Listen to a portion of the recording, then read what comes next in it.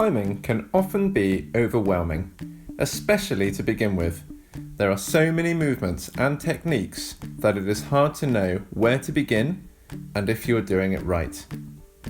In this video, we will be looking at 2 simple body positions that once mastered will become the foundation for all your climbing movement.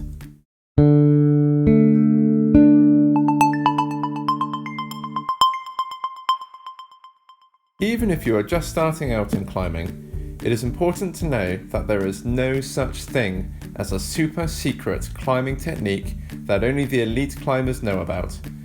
When you get on the wall, you'll be performing the same movements and techniques as any pro, and the only thing to learn will be when to use them and how to refine them. The foundation of almost all climbing movement is created from just 2 body positions, and that is facing the wall or being side on to the wall.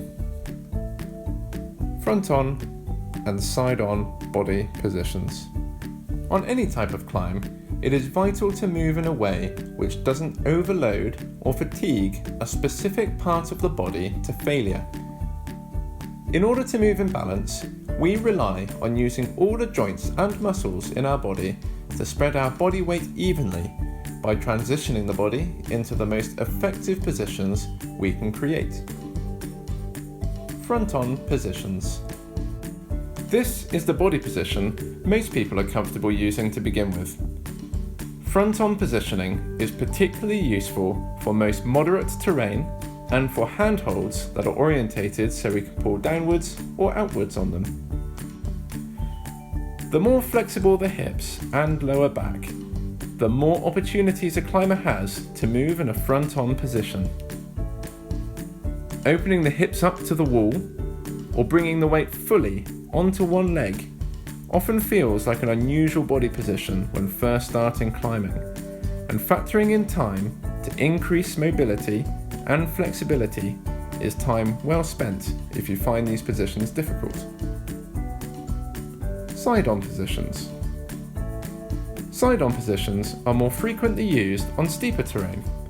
However, they can also be used on vertical or slab walls depending on the orientation of the footholds and handholds. Side-on climbing can feel more precarious at times because the body is often hinging from a particular hold and a fall can feel less controlled. A simple way to get used to side-on positions is to practice this sideways drill, which is linked in the description below. A common error when facing side-on is forgetting that footholds exist behind the climber. Looking backwards and finding suitable footholds often leads to much more balanced and less strenuous climbing. Side-on climbing and moving efficiently when side-on can require complex muscle tension and balance and can take time to master, especially on steep terrain. Conditioning the body so that it can efficiently hold and move through strenuous positions can be a very valuable tool for refining balance and technique. From these 2 foundations, it is possible to perform nearly every possible climbing technique, and reaching your next hold efficiently will stem from either facing front on or side on. Climbing also has many shades of grey, and not every move will look like something in a textbook. It is all about experimenting and listening to the feedback from your body. If you are relatively new to climbing, don't get too bogged down with thinking that you are missing a certain move or that there is any such thing as the perfect body position or technique. It is about finding the most efficient style for achieving your goal and refining it over time with practice. Extra tip. For both of these positions, a real key area to pay attention to is the glute muscle.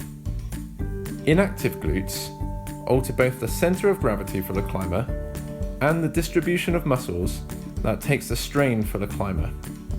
Using the big glute muscles keeps the climber's centre of gravity evenly distributed and allows for large sets of muscles throughout the chain of the body to take the strain rather than just the hands and upper body. And so there it is. Climbing doesn't have to be complicated, and if you find yourself lost with too much to think about or practice, take it back to the basics. Experiment with these two positions in an environment that is stress-free and not too challenging, and you'll find your climbing technique and movement naturally improving. How did you find the information in this video? Please do hit either the like or dislike button, add your thoughts and comments in the box below, and click the subscribe button if you'd like to have more of these videos arrive on your YouTube feed. If you'd like to support me further and also receive some additional goodies, then please consider becoming one of my Patreon patrons by clicking on the link below. And until next time, I wish you a pleasant life and awesome climbing.